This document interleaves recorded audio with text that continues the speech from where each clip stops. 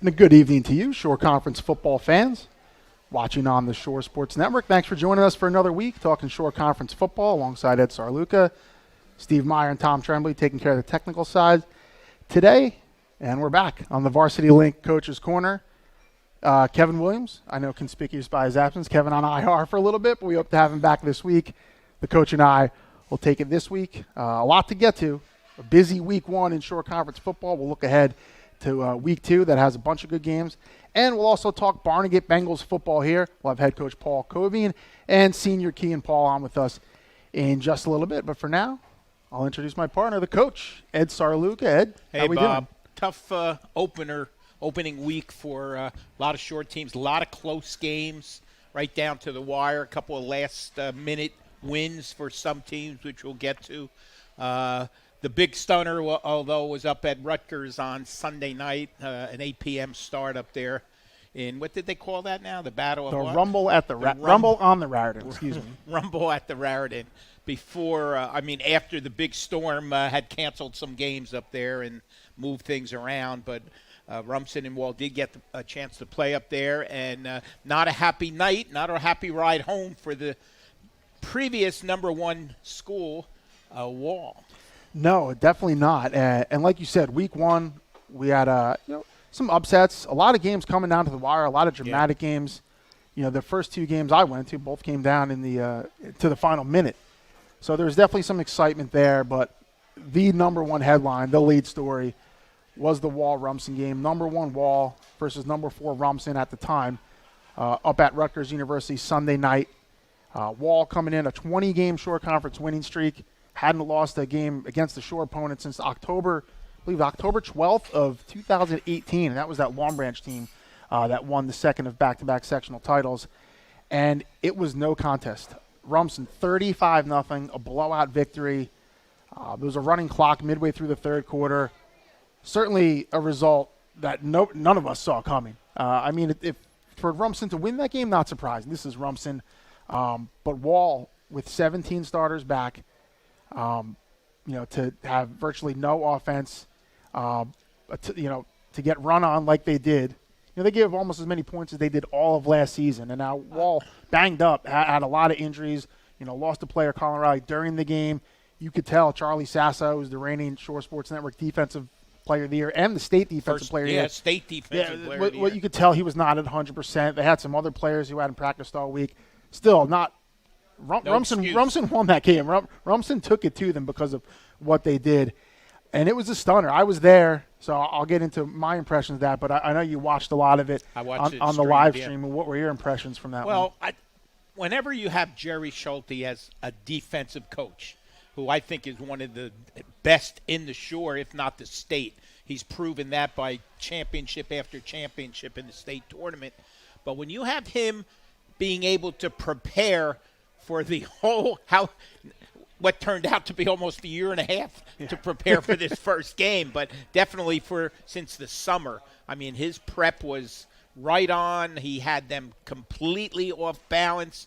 And what was it, 40 yards total? Yeah, I had Wall for 37 yards of offense and only one first down. And that first down came on the opening drive. Wall, they couldn't run the ball. They couldn't throw the ball. Rumson was in the backfield. And an excellent front seven with Rumson. Yeah. The question for Rumson was the secondary. Young, bringing all new guys in, losing Ryan Ruane, who was an all-shore defensive back, and they were great. So it was a team effort for Rumson. The standout, though, was senior quarterback Colin Kennedy. And the offense we've seen from Rumson over the last couple of years has been a quarterback who's going to be a pocket passer. He's going to run the offense. That game manager, like we say, not in a negative way, but you're right. Do what you need to do, make clutch throws. And they have that one, tailback system. Two they'd work in. This was different. This was Colin Kennedy and their senior running back, Jeff Schroeder, just running that two-man running game and the line really moving people out of the way. And Kennedy at 6'2", 225, 230 pounds, was making his presence felt. And that was a different look from Rumson, and they made it happen. They didn't throw a pass until their third offensive series. They ran for over 200 yards. A very impressive statement from Rumson, not just to win, but to win, by the score they did and the way they won. Running right at a defense that, last season you couldn't do that to. And still returned, a bunch of key players from that unit. So incredibly impressive what the Bulldogs were able to do. Yeah, when you lose a kid like Logan Peters, which was so, multifaceted, both on offense and defense. Of course, he ran the offense at quarterback, and he ran the secondary at the safety. And then Larkin at running back. I mean, those are two big-time all-state players to lose, and you just can't pencil in other players and expect them to do the job against a real good football team, especially a real good defensive football team. So, yeah, surprising. Watching the stream, I was like, wait, is this, was I, I was kept adjusting my computer to see if it was correct, but it was, and they did the job, that's for sure. They did, and two-way lineman Grant Puharic, another key player who graduated. The thing is, for Wall, it doesn't get any easier. With that Sunday night game, they turn around 5 days later, which will be 2 days and Friday night, and they only played number 1 ranked Red Bank Catholic. Same thing for Rumson. Rumson turns around as a huge home game at Borden Stadium against number 3 Donovan Catholic. But obviously the Bulldogs coming in off a win, where Wall coming off at that loss and hurting with some banged up players. So we'll see what happens there. We'll talk about those week 2 games towards the end here, but that's a big one. Ed, Thursday night, I know you took in a game. I went Howell, down the road a little bit. Howell and Brick Memorial. I think Brick Memorial unveiled their sophomore quarterback, Connor Dietz, who had a tremendous game. I think he scored 3 and ran for 1 and also played defense. He only a sophomore. He's going to be good this year, but he's going to get only better his junior and senior year. So Memorial has got that quarterback. I think, I kept saying to people on the sideline, I said they just have to keep this kid healthy. He is only a sophomore, and he runs the ball a lot. They run that flex bone offense, and he carries it a lot, 20 times a game. So if they could keep him healthy, Memorial will be right in the thick of things in their division. Meanwhile, I also took in the Donovan Catholic game on Saturday, and Donovan Catholic seems to have just retooled. Got the one transfer from modern day Tyree Drake, who had a tremendous game offensively and defensively, even ran a reverse on a punt for a touchdown that I later asked offensive coordinator Chip LaBarca about that, and he said Dan Curcione's play all the way. He picked it up at the University of Buffalo when he was up there in college. So interesting story there. He credited Dan entirely for that play, but it was very well run. And this team from New York didn't know what hit them. By the way, it was nice of them. That game was supposed to be at Rutgers, which would have cut their travel time down by an hour. Yeah. But instead, when the game was canceled, the game was, a thin string away from being canceled altogether. Donovan said, well, we can't come up there. If you come down to our place, we'll treat you well. And they did make the trip all the way down with probably about 60 guys on their squad, and a tremendous quarterback. But Donovan played great defense and put the offense on the board. They did. That's Archbishop Stepanak from New York City, a traditional New York City Catholic school league. Right. Power and Donovan, that final score 54-14. They did about everything. Could have been 70. Drake had a couple receiving touchdowns. Levi Wilkins. Ethan Capone graduated last year. Levi Wilkins, another one. Jalen Butler, 3 touchdowns through the air. And don't forget Taz. I'm getting there. They had three pick sixes. Count them 3. 2 by junior defensive back Dante Verneri. The other one by 6'5", 290-pound defensive lineman Karan McNair. You don't see that every day, and his tweet was great after that. Had the video, today I lived the dream every defensive lineman dreams about, and it was pretty cool. It was a good video. Yeah, when a defensive lineman, that weighs over 300 pounds scores a touchdown, and it wasn't like a 5-yard. It was like, what was it, 40? It was 40 plus, 47, I think. 40, 50-yard interception, pick 6.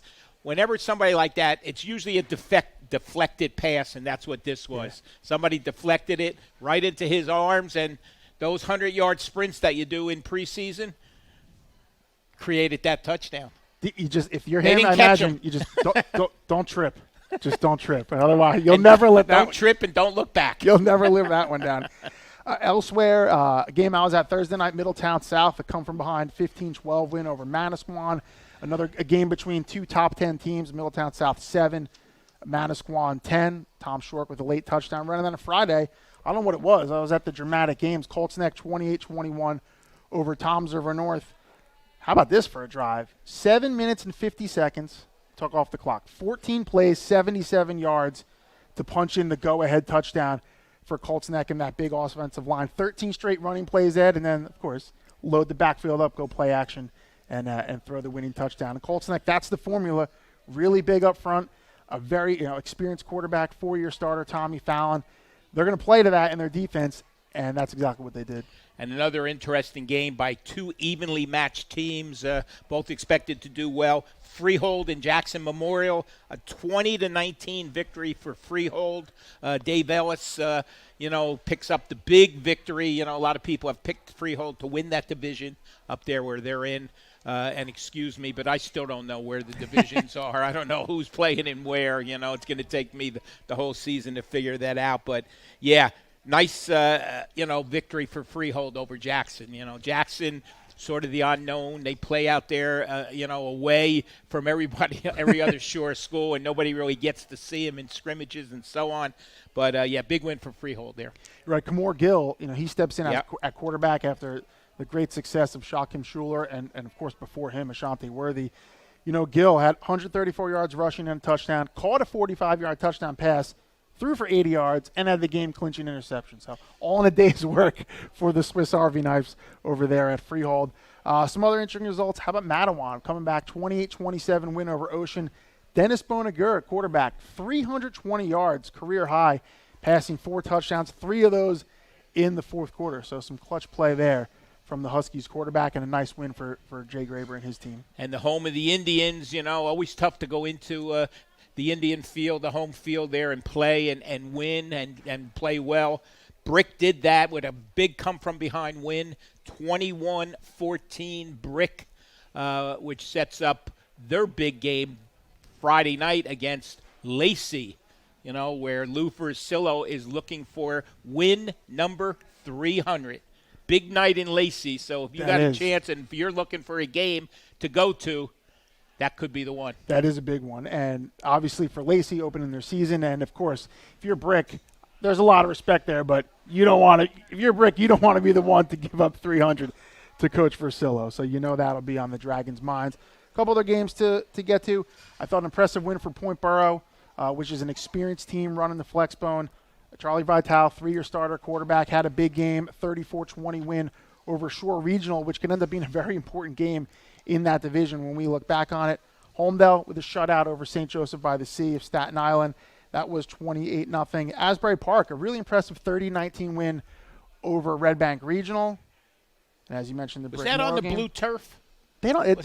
The turf isn't blue though. I think that's like a myth. Is it blue? No, it is blue. Yes, it is. That turf is blue. Yes, I've been there. It was at Asbury at Butch Bruno Stadium, and a really good showing for the Blue Bishops and junior quarterback Jai Sun Brown. And got to mention Central Regional. Played a non-conference game against Hightstown, so it kind of gets lost in the shovel that opening week. But how about the Golden Eagles? They ran for 468 yards on the ground. Chase Gumbrecht, the big game, up over 200, and through the shutout. Through the shutout. No, I got to give him his props over here. So Gumbrecht, 241 yards and 3 touchdowns on 21 carries. So, again, a lot of big performances. You look at our Player of the Week poll on shoresportsnetwork.com, I think this is the most nominees we've ever had in a week. There's players from losing teams that I just could not ignore because their numbers were humongous. So that about wraps it up. I think that's going to happen every week, by the way. Probably. You're going to have a load of players of the week. And the game that we will talk a little bit about more, but we'll say it right now because we have our guest coming on shortly, is Barnegat 34-26 winners over Allentown. How about JoJo Bivens, the junior running back? 232 yards rushing, score record 5 touchdowns in the game on 32 carries. That's a good big work. Night. It's a big night indeed. So we'll welcome those guys up in a couple minutes. But first, I want to thank our sponsor, Varsity Link. It's the Athlete Social Media Network, the first social media platform designed as a recruitment tool to help enhance an athlete's opportunity and a coach's recruitment process.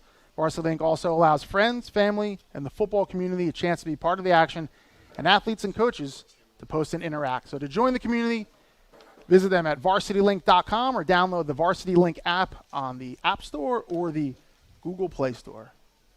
And with that, we welcome in our guests from Southern Ocean County. Nice enough to take the drive up today.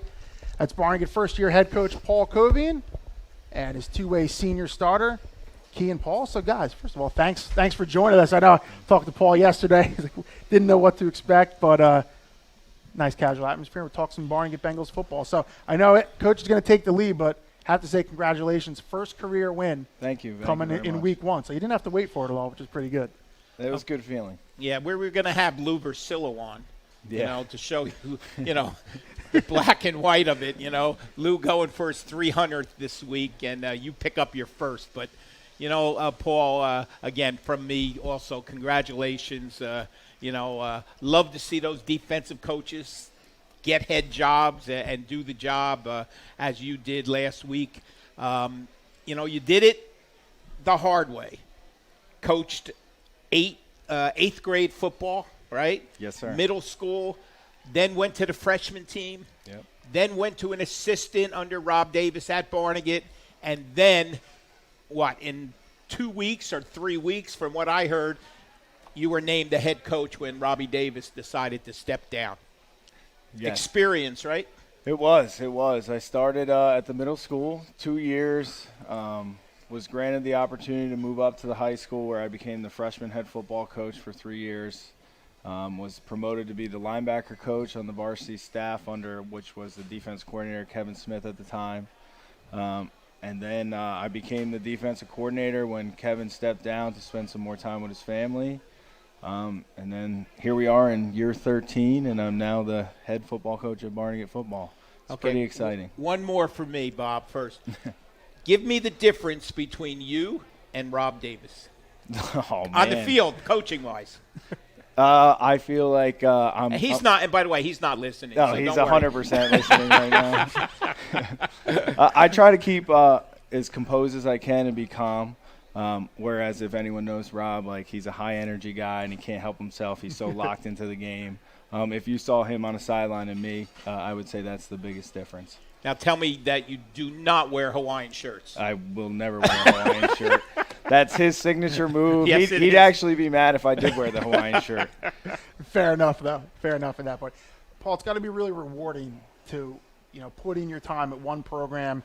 And you're Barnegat. You grew up playing, Barnegat football. I know you went to Southern because there was no Barnegat High School at the time, but you're a Barnegat, right? You grew up in Barnegat playing football, so to go through and go through that whole process and now get a chance to lead. I remember talking to you back in December when you got the job, how excited you were, but now to actually be the coach for several months, go through it, win your first game, I imagine that's extremely rewarding. Oh, it was amazing. It was, and I can't ask for a better group of kids either. Coach Davis did a great job running the Barnegat football program. I knew the kids very well. It was an easy transition for me, and they've really bought into what we're trying to do, and they all were just as excited as I was, not only to win the football game, but for it to be my first win as a head coach. How did we celebrate? Oh, the kids were giving me hugs. They were all soaked in sweat from the game, and then we went back to my AD, Mr. John Germano's house, and celebrated as a staff. It was very nice, very nice. Now, Kean, when Coach Davis obviously made the decision to step down, that's the only coach Barnegat's ever had in history. So you guys have all known that since you were, playing Pop Warner and Coach Davis, the head coach. When he stepped down, and then a couple weeks later, it was announced that Coach Covian was going to become the head coach. How was that for you guys? Because obviously you guys knew him from being the defensive coordinator and being in the program so long. There was a lot of excitement going around throughout the whole team. We all very close to Coach Covian, and couldn't be more excited for him when we heard the news. Did that make the transition, you have to call it that because it is a new head coach, but really easy? Because just on paper, it looks like the whole staff is pretty much there, and then, he's the head coach. Now, obviously a different voice coming from the head guy, but it didn't seem like it was that much for the players in terms of getting used to new people. Yeah, it was easy because the communication is there. He's there in the school. You can see him, reach out to him, and it's not really like just a coach to player relationship. You got the teacher in school, so it's really close. I know him. He's my gym teacher, so it's easy to communicate to him outside of the field, and that kind of made it easier for the players. You know? Now, he doesn't talk football during class, does he? No, of course not. No. That would be a first. No, coaches don't do that. What are you talking about, Ed? I You used never did that when you were teaching. No, I used to show films during class. You can say that now because you're retired. We got to go back to the game that we're talking about. Week 1, 34-26 win over Allentown. And, I said it before, JoJo Bivens, your junior running back. You guys have had, I think quietly, Barnegat has had a lot of good running backs over the years. I don't think they get the attention because you guys started off running this spread and throwing the ball all over the place and still, having a lot of success doing that. But he comes in 232 on the ground, 32 carries, 5 touchdowns, which was the school single game record.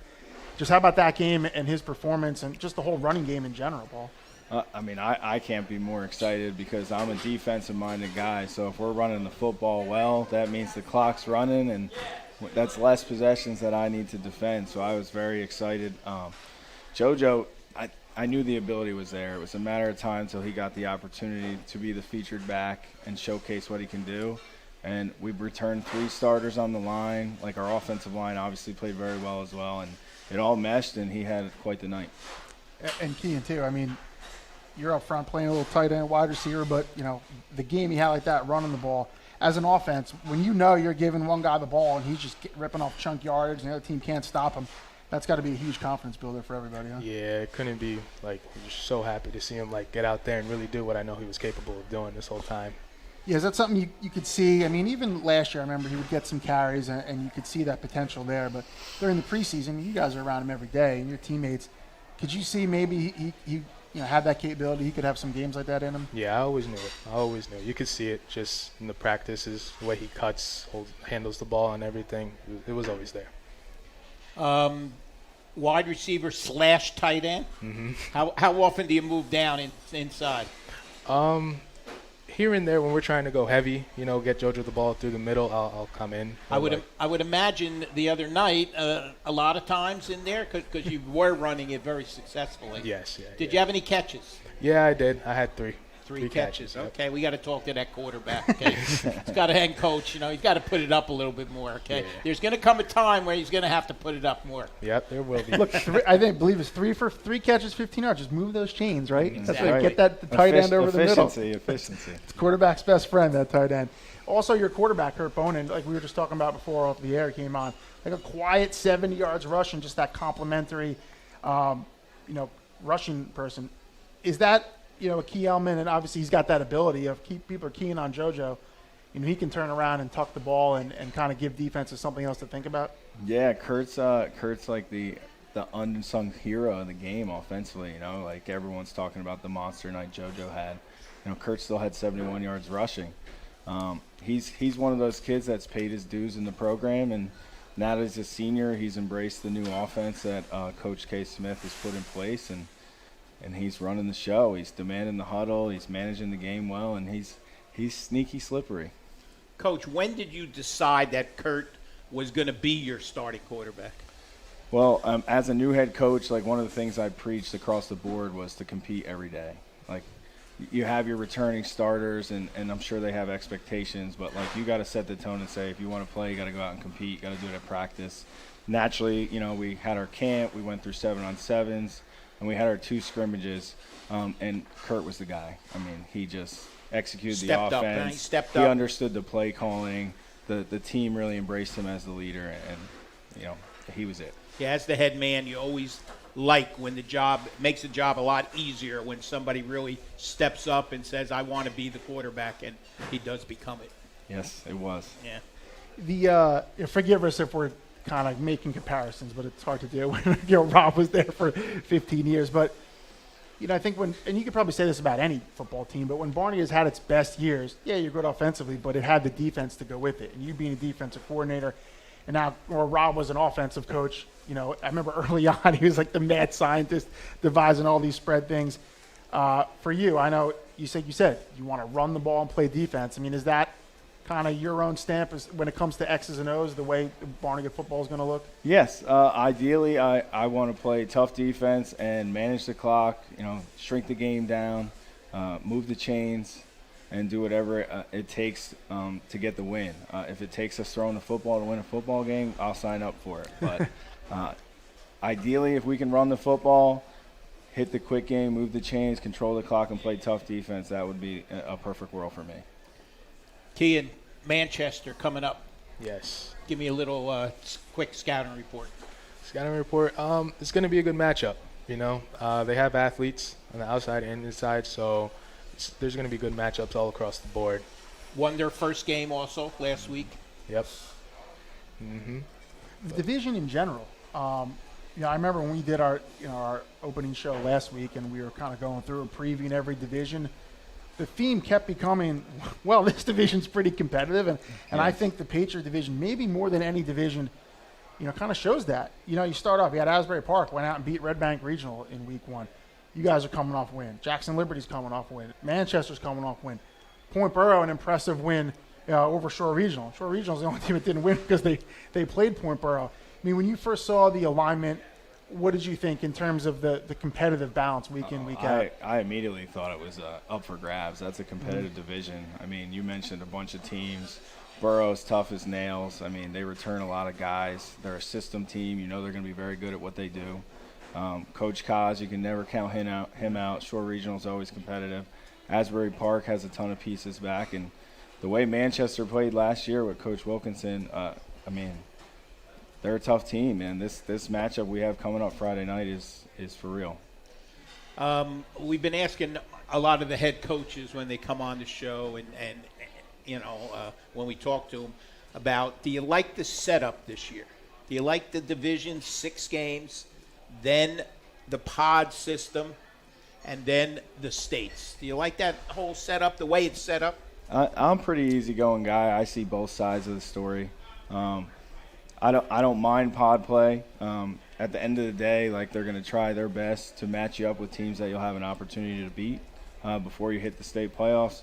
And I also see the other side of it where you kind of don't know your opponent to prepare for them out the gate. So I understand both sides of it. That was going to be, and I'll follow up with that for a second. I think when we start talking about a shore conference championship, which could be official next year, this year it's just the pods. Yeah, they do not want to call it that. Not this year, they don't. We call it what we want. Yeah, but if you're one of those 4 teams, you're playing, you want to be the shore conference champ. If you're not, I imagine you want to win your pod. It's like something to hang your hat on. But you have to almost look at it as, hey, these are 2 more regular season games, which in essence they are, that can prepare us for states. We're going to get matched up with good teams. Could give us some more power points, and that could potentially be a win that propels you from, maybe in or out, or maybe from, a road game to a home game there. Yeah, I agree with that. I mean, if you're going to go into a matchup that you have a shot to win, that's the whole point of pods. And that can only prepare you for the state playoffs, and obviously it could boost you up or bring you down. If you're in those upper echelon divisions, Wall, Rumson, Fairhaven, that division, and then you go into a pod and you got to play let's say the an same RBC teams, maybe? for that's a tough schedule to hit the states. So I could see where they would be whoa. Very true. I want to go back to the defense again because I know you play there as well as at linebacker, and that's coach's bread and butter. Just tell me about some of the guys. First of all, tell me about the rest of the linebacker group with you and what those guys bring to the table, and what kind of football you guys are trying to play this year. Yeah, so I play outside, strong side, and inside you have Jared Schwarn, also a senior, is very physical inside the box. It's good to have him there. Connor Armstrong, he unfortunately got injured in the last game, but he was a good force to have there. At outside backer, we also have Max Giacone, plays buck, very quick. He's young, junior, so it's very athletic. Then you have Amir Allen, also subs in there at buck, and senior. It's a good group, and I know Jared, I remember, was hurt last year, and he came back, and he had a real good game. I think he had 9 tackles, a sack, forced the fumble. I mean, what kind of impact do you think he could have there as a senior coming back like yourself? A lot of a big impact, We need that solid force in the middle to stop the big runs coming through. Yeah. Okay, Kean, you ready? Here's my 2 favorite questions. All right. You ready? Yeah. Okay. He asked everybody the same thing, so don't feel who's the comedian of the team? Comedian definitely have to be Azriel Pearson. There you go. Big guy, everybody loves him, always cracking a joke, always has a smile on his face. I would agree with that. How big is he? He's about 310 pounds. Okay, he may be the answer to the second question. I'm sure you have pasta parties right before the games, the parents club or whoever. Who eats the most? Same guy? I don't want to throw him under the bus, Oh, but probably yeah. the same guy. Might be the same guy. Well, as soon as you told me he was over 300, that Look, that gave it Aljo away. Pearson's cleaning up in the awards here. Well, you have another one. You always like to ask about the coaching staff, right? Who's the guy you don't? Kevin actually usually asks that. How intense is Coach on the sideline? I mean, you come over. I know you don't probably leave the field too much, right? Yeah. Because offense and defense. But when you come to the sideline, who's the guy you don't want to see on the sideline? Definitely, it would probably be Coach Covey on a bad drive. You don't want to mess up around him. You know, it's got to be perfect, everything down to a T. So definitely, if we're like, something's a little off, you don't want to be around him. Yeah. Attention to detail, So right? when you leave Yep. if he's up on the third, on That's the true. Very on- detail oriented. on the other side of the 50, you go off on the other side. You walk your way around. Yep. And Kean, I got to ask you, as a senior, last year was obviously very different. We were going through the summer not knowing what was going to happen, if there was going to be a season, what it was going to look like. Like every week, I imagine it was like walking on eggshells, hoping nothing happens within the program, if they get shut down. How much of a difference could you feel this year? Obviously, we're still not out of the woods yet, and there's precautions going around every week and things to take care of. But how much different did it feel getting ready for this season? I don't know. There was just a sense of like, I don't even know. It's just the energy is different. You can feel it. Like you're out there. The mandates are still there, but like it's not as strict as it was. It's cool to be around your friends more. Embracing each other and playing together. And it was close to be tight together as a group. You guys were at home for that first game, having fans back too, having the student sections back. Like that was probably the thing I noticed the most this week was just that sound, that roar. It was just different. How much energy did that give you guys? Oh, it gives me goosebumps. Coming up, it was great. It was nice seeing a big crowd out there. I imagine same thing for you, just having everyone in the stands. It was awesome, and being a teacher, you go back in the building and the cheerleading coaches, the band director. Like, obviously, the football team, like, everyone involved hosting a football game, that's all they talked about was how nice it was to be back to some form of normalcy. Another thing, I real quick, Ed, before you finish up, Barnegat, you guys have only been a varsity football program, right? This is the 16th year, which in the grand scheme of the Shore, that's not that long, but there's so much pride in Barnegat everything, especially Barnegat football. Like, I remember anytime there's like when Rob stepped down and you got hired, like there's so many people on social media thanking you. I'm sure you got like 8 gazillion text messages and phone calls that night. How about being a coach in a town where, man, they really care? They really care about their school, their programs, and certainly with football. There's that Bengal pride that everyone talks about. It's awesome. That's what you want. When you're a head coach and you take over a program that was established to have some success, like, my job is to continue that success, and it's not only an expectation by administration, and it's the community. I mean, Barnegat loves a winner, so it's pretty cool. Like, I mean, if you come to one of our home games for a small group 2 public school, it's pretty electric. The big house. The big house. John loves to call it Germano that. calls it the big house. Yeah, that's right. Yeah, you couldn't ask for a better AD than John he's the man. Germano. He is involved, and he's always using social media, which is sometimes good, sometimes bad. But, tremendous facilities at Barnegat. I mean, you've seen it all from the old grass field, which, by the way, was one of the best grass fields in the Shore, to the turf. It was.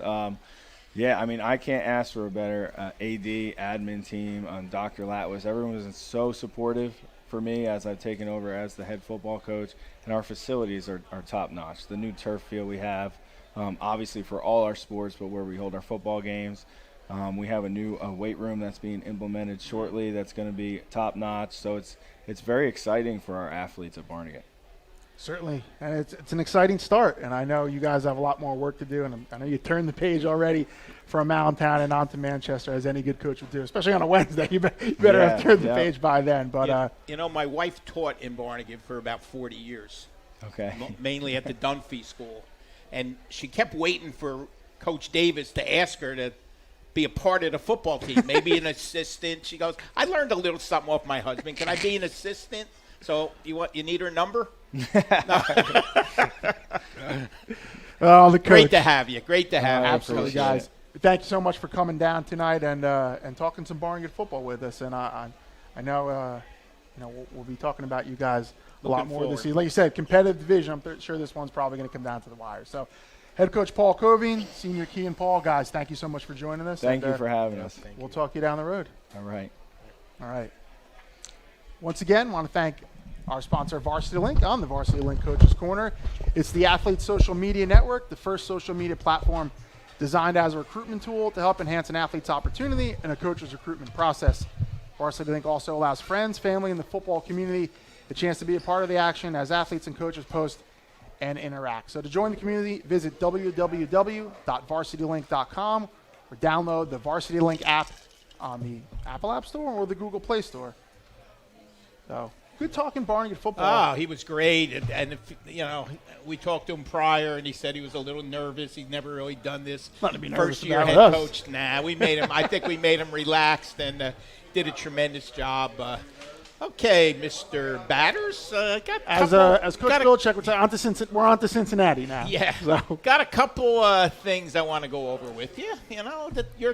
Your new Let's top get to 10. it. Your Always new top 10. the rankings critique over here. Your new top 10, of which Wall, of course, had to drop a little bit. You dropped them from 1 to 4. And I thought you might move up Rumson, but you only moved them up one spot to 3. And RBC and Donovan Catholic finish up the top 4 with Colts Neck being number 5. What was your thought process there? It would have been, I'm not going to say it would have been easy because if it was easy, I would have done it. But, Rumson certainly made a case to go all the way up from 4 to 1. You just beat the reigning number 1 team, reigning 2-year number 1 team, who was number 1 in the state last year and everything we mentioned at the beginning. Not just the win, but the way they won. It's a 21-14 game. We're not having the same conversation. Right. The reason I didn't was because, Rumson was 4, Red Bank Catholic was 2, and Donovan was 3 in the preseason poll. Red Bank Catholic did win 34-0 in their Week 0 opener and looked dominant doing it. Timber Creek, not the powerhouse they were, still an excellent win. And then we talked about Donovan. Stepinac, I don't know how good they're going to be this year, but that's a consistent winning program. And Donovan cleaned them up, yes. sent them backpacking yes. to the city. Before you go any further on that, an interesting story about yes. that game. Their buses, they were on strike or something, from New York. Yeah, so they had no buses. So they were this close from getting in cars and coming down. And I'm talking 60 players, in uniforms, in cars. Makes for an uneasy ride. What a heck of a sight on the parkway looking at that. Somebody got like those big vans, that hold 12 to 14 players. Well, they had about 8 of them. And the players piled in these vans, and here come these vans pulling into the back of Donovan Catholic, and everybody's saying, what's going on, The FBI? Like, what's going on here? And it was the team coming down because they had no buses. Hey, where there's a will, there's a way. Funny story. But that's my rationale between that. Also, this week, we have Rumson against Donovan Catholic, so that's going to come out there. Yeah. And if we did get into a scenario where, let's say, Rumson wins their number 2 and then RBC, well, guess what? Last week of the regular season, RBC and Rumson play. So it would all come out in the wash. Now, Donovan Catholic will have it saying that, too, because if the Griffins win, they'll make their own case to jump up to number 1. But that's kind of how the top 4 shook out in my mind. I have a feeling that at the end of the year, at the end when the pods come out and the committee meets, that some of these schools will play each other for the second time. I don't see. That's a possibility. I don't see any way that it doesn't happen, at least for a couple. Right. I mean, there is the distinct possibility that Rumson and Wall play 2 more times. Now, Wall's going to have to, rebound, and get back if they're going to be in that top pod. It looks like Rumson. Again, it's only 1 week. We'll try not to have the knee-jerk reactions, but we are trying to prognosticate to some degree. So they could be in the same pod, and also they're both in Central Jersey Group 3. So they could see each other there at some point. Could be the final, could be the semifinals. So it's almost, I've made the analogy to people who, follow high school wrestling. It's like when the Shore Conference team tournament was in. You have the A South team, Jackson, Brick Memorial, Southern. Right. Wrestling 3 times, regular season, Shore Conference, and then in the States. And it got to be a little much, but that's exactly what could happen with those teams in the American division. Not so sure you could afford 2 losses in that division, though. That might hurt your chances. I will say, I think I said this last week. We'll have to go back to the videotape, Warner Wolf style. But I think I said I wouldn't be surprised if the winner of that division had multiple losses. Yeah. just because like, it's such a grind. Like you think you got through like the hard part of your schedule, and you still have really good teams left to play. So if someone makes it through that undefeated, like that is incredible. Give them a lot of credit. That would be amazing. You know, that not the same. The division not as difficult probably, but a couple years ago when Toms River North won that American division and did so, you know, undefeated when it was Long Branch and Middletown South and Rumson, like that's a heck of an achievement. So that'll be a Herculean task if anyone can do that. Okay, to finish out your top 10, we mentioned Colts Neck as number 5. Southern Regional, I want you to say a few things about Southern because they had a huge win with the big running back, Jayden Brown. Yes, I will say, and this is even in the preseason top 10, 5 through 10 was really like, tough. Man, this could be in any order. And the nice thing about it is we'll find out because, for example, like Southern and Middletown South number 7, they're in the same division. They'll play each other. Mm-hmm. So we'll come out in the wash. On Southern, as you mentioned, Jayden Brown, he's the Rams' all-time leading rusher already. Pretty impressive considering he had 2 years, as a Ram, but 127 yards, 4 touchdowns on 16 carries. Southern is built to run the ball and run it, down your throat. They have an experienced and big offensive line. They have a first-team all-shore running back, in Brown. They have an excellent fullback in senior Nate Committee, who's also a standout on defense. So that's what they're going to do. They're going to line it up and try to run it at you and impose their will. Now they have to find a little bit more in the passing game. Nolan Schuberger is their quarterback.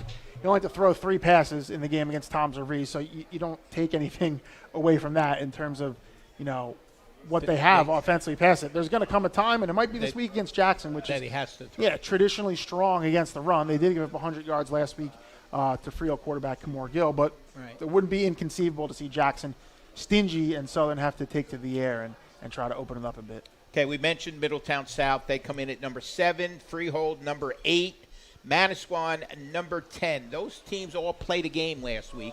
Manasquan, by the way, 0-1 at number 10. The unknown team there is Raritan, who opens up this week. They come in 0-0. They were off the first week, and everybody has high hopes for Raritan. Yeah, the Rockets coming off a very good 2020 season. They bring back their quarterback, Ben Hutchins, running back, Kieran Falzone, a junior, and a really good linebacker in Alex Deakus, just to name a few. The Rockets open up with Ocean at home, I believe, at the launch pad. Who lost at a tough one, night. 20-27 to Matawan. So, yeah, the Rockets are a team that we start in the top 10. They play in that division with Red Bank Catholic, which is the elephant in the room there. I don't think anyone expects anyone but the Caseys to win that division, but they'll still have some good challenges there. Red Bank Regional, Manasquan that we talked about before. So, again, eyes will be on the Rockets to see how they fare in their first game of the season in week 2. Yeah, Southern's an interesting story because that's another team way down there in Manahawkin. They're sort of unknown to everybody else. The furthest Southern school, Southern Ocean County School. Oh, don't forget the Pine Cats. Yeah, that's right. I'm sorry. Well, I'm talking about the bigger schools. Yes. You're right. I know. Joe Adelisi and the Pine Cats. Is he the head coach? Oh, Matt Fuller. Joe Matt is Fuller, right. Defense, Joe is Matt the Fuller. assistant. Right. And Matt Fuller. Well, I saw Joe last night, and I talked a little football. The Wildcats going back a couple years, turning back the clock, going back to that double wing. So a heavy dose. A la Manchester. They ran that last year, I think. A little bit. Yeah. Difference of Manchester is bigger. They kind of have a really good quarterback in Savon Myers. So right. you don't have to run that as much. Yeah, a little bit more flamboyant. So they spread it out. Sure. Spread it out a little bit more. So some other pretty key games coming up this weekend. As you mentioned, Donovan Catholic Rumson, Red Bank Catholic Wall. You mentioned the Brick Lacey game. Lee Versillo going for his 300th win, all at Lacey's. The only head coach Lacey's ever had. Holmdel, Middletown South. Holmdel is a team kind of on the fringe. They graduated a lot, opened up with a shutout victory over St. Joseph by the Sea, who, of course, we know nothing about other than they're from Staten Island. I do. The one thing I will say about Holmdel is, under Jeff Ranis, they have it going now where they'll just plug in the new players. They're running that system, that split back veer, triple option. And, man, they're really good at it. They play tough defense. They have an excellent linebacker in Thomas Sardo, a senior who's a first-team all-shore selection last year. So that'll be interesting against Middletown South because Middletown South, big, physical. They get after you on defense. That's always been their MO. Holmdel's not going to drop back and throw the ball much, though. So that kind of negates a little bit of what Middletown South is really good at. Holmdel's going to keep it on the ground. And that's a pretty good Colonial Division game there, Ed. Yeah, St. Joseph by the Sea. My old college roommate became the head coach at St. Joseph's by the There Sea. you go. Believe it or not, a few years back. He's now deceased. Rest in peace, Chick. But, yeah, he used to tell me, come up to a game here and there. And I said, nah, the only time I'll get next to the water, because they are right on the water, is when I go to the beach. It really is right That'll on the water. be it. So, yeah, I don't know how much of a challenge that was, but, yeah, they'll be challenged in the later weeks. Should have been down there at the Red Bank Catholic game, that battle at the beach at Ocean City. You ever been to that high school? Yes, I have. That's great. Yes, I have. Try to play. We played down there once. I don't think it was North. I think it was Toms River East in a playoff game. In November? No, I think, yeah, it was late November, and the wind was blowing, and the field sits right – the goalpost sits right on the boardwalk almost. It's close. And I'm telling you, it blows off of the ocean. And I tell you, if you had one hat on, you needed two. If you had 3 jackets on, you needed 4. That's how cold it was. I can only windy. imagine. Oh, I've been down there in April for a lacrosse game. And they're always and it was good. cold. They're always good. They're too, a very solid program. Ocean City. Whenever I think of what it must be like in the cold weather down there, I picture you're watching the Weather Channel. They show those beachside towns with the frozen icicles coming off everything. Not a nice scene. That's what I will say, though. The 2 best scenes that you can have at a high school football game are at Ocean City, where you got, especially a night game, the Ferris wheel lit up in the background. Yep. Hard to beat Union City High School, where the football Oh, field yeah, is right on the in- roof, into New and you York. see the Yeah. skyline of Right. Manhattan. Right. I mean, talk about – and that kind of shows the diversity of this state. Look at that. You go up there, you got the skyline. You go down, you got the beach. Yeah, the difference there is, though, when you go to Ocean City in November, you're not hitting much traffic on the Parkway. You are not. But when you go to Union City, you're always hitting traffic. That's the most densely populated area in the entire country. Exactly. So, but you're right. Once you get past it, even Atlantic City down there in November, it's nice and calm down there. What do you hear about Long Branch? They open up this week. You know what, Long Branch, I think it's wait and see with Long Branch. They have some talented players there. It's Danny George's last season, as we mentioned last week. Longtime head coach. He's Mr. Long Branch. He really is. Yes, he is. From his work as the wrestling coach, winning multiple state championships, doing the same as a football coach, was the track and field coach for a while. He's been the Long Branch City beach manager for as long as I can remember. Yeah. And, this is his last year. So a lot of handshakes and congratulations for Danny George this year, regardless of wins or losses. But I think Long Branch will definitely be an interesting team to watch, and they're at home against St. John Vianney. St. John Vianney lost 14-6 to Manalapan in week 1. St. John Vianney's got some really good offensive pieces. We'll see. Maybe that's a really good defense for Manalapan. Hard to tell everything from 1 week, but you talk about the Lancers, Antonio Rosado, a quarterback, Pete Pizzulo as their tailback, Kyle Various, a really big game at wide receiver, up for our Player of the Week vote. So that'll be a test for the Green Wave at home. Yeah, you mentioned that I went up to see Brick Memorial in Howell, and, of course, that was the debut of Billy Hill as the head coach, the ex-Howell star and big-time college star, and dabbled a little bit with the pros, and tough opener for him. It was a very even game. Howell will be okay. They have a pretty good throwing quarterback and some kids that can catch the ball. But my point was, what a facility at Howell. It's nice. Oh, man, is it beautiful. I'll tell you. When they put that turf in a few years, I think it's 3 years old Something now. like that, 3 or 4. 4 years old. What a tremendous facility there. And I think it's Meehan is the athletic Pete Meehan, director. athletic director. Right, and treated us very on the sideline very well. And I tell you that there is some nice feel. We were talking about facilities and what to do. Of course, Shore Regional, their turf field. I believe we were discussing on the sideline who's the last one. I think it's Donovan Catholic. The most recent team to get Most turf. recent turf. I think it might be Barnegat, and Red Bank Regional just got turf. Okay. And Monmouth Regional as well. I Oh, believe Monmouth. I believe Okay. last season See, I haven't was seen the them first in a while. was the first with turf for Red Bank Regional, Monmouth Regional, and I think Barnegat as well. Okay. Donovan's at turf, I believe, for a few seasons. But yeah, we're getting to the point where more teams have turf than don't. 2 years. We just got the word from Paul. 2 years. 2 years old. out of that. So yeah, we have. Yeah, so there are are certain later schools ones you know. than Howell, There's right? certain schools will never get it. You're not going to see turf at Manasquan, although Manasquan has the beautiful turf behind the school it. over there on I believe that's North Main Street over there. I believe they're talking about it in brick, which will affect you because it'll hurt your taxes as well as mine. Look, I'm fine with that. We get some turf. You know, it was strange. You know, that's another thing we were discussing last Friday night on the sideline, you know, that there's 6 freehold schools, Steve, right? I think six freehold regional schools, correct. Only one got the turf. Yes. How does that work? And I don't know the inner workings of that. I don't know how that works. I know there was a referendum a couple years, maybe 2 years ago. Don't hold me to this because I don't know off the top of my head which schools were up for getting turf. I think Manalapan was one of them, and I'm not sure what the other schools. I know there was some other things in there that had nothing to do with athletics.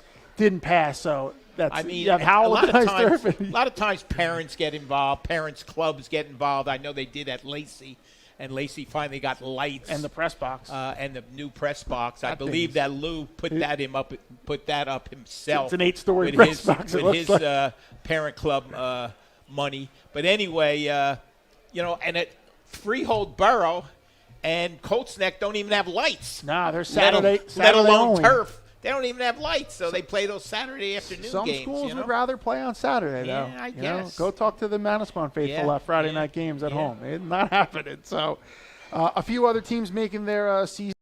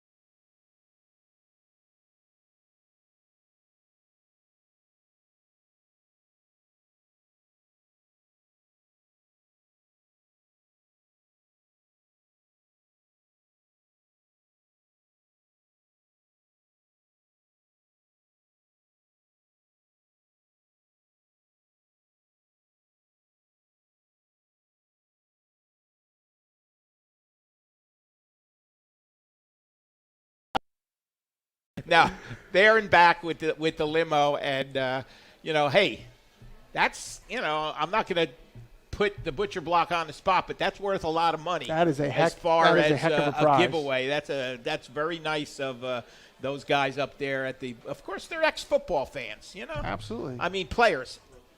Yes. Yeah. And Tommy Ambrisi, Tommy DeAmbrisi, the owner there. I covered Tommy when he played at Monmouth Regional. An excellent dual-threat quarterback. Led Monmouth through one of their best seasons ever, if not the best season. Went on to star at Kean University. So you see that with a lot of, the companies that get involved with Shore Sport Network and also the Shore Sports Network Journal, which is at our 113 pages, 113-page football journal for our preview journal. There you go. That we put out. All the previews have been on the website for a while, but this is our hard copy. I've been looking through it. That's our baby, our labor of love. So that's out now. Thank you to everyone that helped us put together all the sponsors on team pages there. But we get a lot of companies giving back because of their involvement. We talk frequently about Jersey Mike's and Peter Cancro and his involvement and the Butcher's Block in that same vein with Tommy DeAmbrisi and the crew. So we certainly appreciate their support, as we do Varsity Link, which is powered by Asylum Sports over there in Wall. those guys got some good things coming up, and we're excited to be partnering with them on some of their new ventures and, attaching their name to the things we're doing. So before we wrap it up, we'll talk about how about the college scene?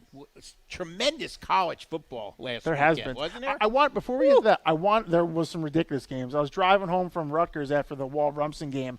I like the only car on Route 18 listening to the Notre Dame Florida State game, yelling at my radio. So that was a little more stressful than I needed to be. But what are your thoughts, if you didn't read this already? So Rutgers recruit Gavin Wimsat from Kentucky, 4-star recruit, just played his last high school game, finished up. He's enrolled at Rutgers already, and he is immediately eligible. He could conceivably start in a week or two, and he just played a high school game. Certainly different times in the college landscape. The rules are so messed up now in college football. I mean, you got some guys that are in their 6th year playing, right, because of the no count year. Yes. It didn't count.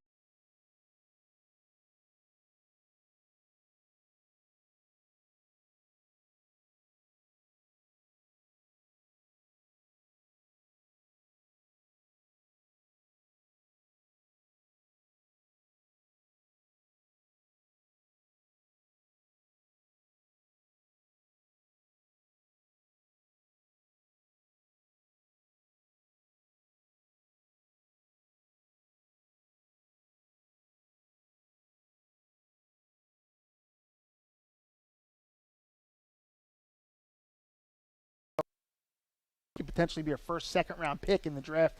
You have Anthony Brown, the former Shore Sports Network Offensive Player of the Year when he was at St. John Vianney. Started his career at Boston College, had an injury, transferred to Oregon as a grad transfer, got the extra years you mentioned because of COVID.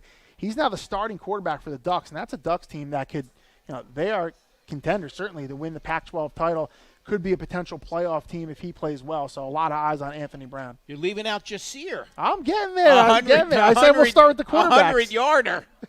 That's Jasir Taylor, former Brick standout, as defensive back at Wake Forest. Kick return, I believe I read somewhere that was his first career kickoff return. All he did was take it 99 yards to the house. So in a nice win over Old Dominion. So a big win there. We got a bunch of players that are captains. Elijah McAllister was a standout defensive end at Rumson, is a captain at Vanderbilt. A couple of Lakewood players, right? We do. We have Amir Tyler, Temple, who's one of their standouts on defense. I know we got Trevor Pena from Ocean up at Syracuse. I meant to ask you. I'm not sure if there's you know more, and I know I'm forgetting the answer to this, but a couple of RBC kids. Scotty Gooddale, did he get any action in the big romp at Rutgers?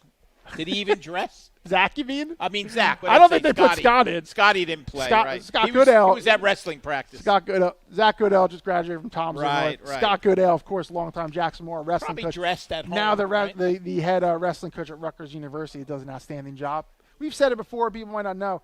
Scott was the offensive coordinator at Jackson when those teams were trending. So, look, maybe one of those games, Scott might go down there and give it up to Shiano. Hey, I got some plays lined up for you. Well, he still go anytime he gets a chance. He'll go to a Jackson game, absolutely, or a big game. Not necessarily only Jackson. He'll go to big games every now and then. I see him on the sideline. He's a Jag for life. He's a fan. He's a Jag for life. Big fan. He's a Jag for life. Anything else before we wrap up? Anything else on your mind, Coach? Looking forward to the Rumson Donovan Catholic game tomorrow. Friday night up at Rumson. I'll tell you, it's going to be a huge crowd. I'll tell you. For one weekend in the college ranks, at least, and in the high school ranks, we forgot all about the pandemic, that's for sure. Because students were shoulder to shoulder, and in some stadiums it was 100,000 shoulder to shoulder. Oh, yeah. There won't be that many at Borden Stadium. No, but I mean at Michigan, the big house, 100,000. Oh, yeah. At Notre Dame, at USC, just tremendous atmosphere. Kids have been dying to do this. They have. For 3 years. And seeing the student sections there, going nuts. It was great. The best thing I heard all weekend was Jack Latour, who's a senior defensive end at Middletown South, got in, sacked the Manasquan quarterback, so you got the sack Latour chant going from the Eagles faithful over there. So I thought that was a pretty good way to start off the season. Always love the creativity. So with that, we will wrap things up for week 2 of the Varsity Link Coaches Corner. I want to thank our guest, Barnegat head coach Paul Covine, and his two-way senior standout, Kean Paul. And, of course, everyone here, Nick Pagano, and the entire staff at the Office Restaurant Lounge for their hospitality, taking care of everyone here. And, again, gracious hosts, as they have been over the years when we've done the show. We love coming down here. We'll be here every other week at least. At least every other week we'll be coming to you live from the Office Lounge. So with that, I'll thank our crew here, Steve Meyer on the camera, Tom Tremblay making sure everything stays looking good on the stream. So for the coach, Ed Sarluck, and for Kevin Williams, who I know is home watching, and hope he gets well soon and is back joining us next week. I'm Bob Batters for the Shore Sports Network. Thanks for joining us, and we'll see you next week.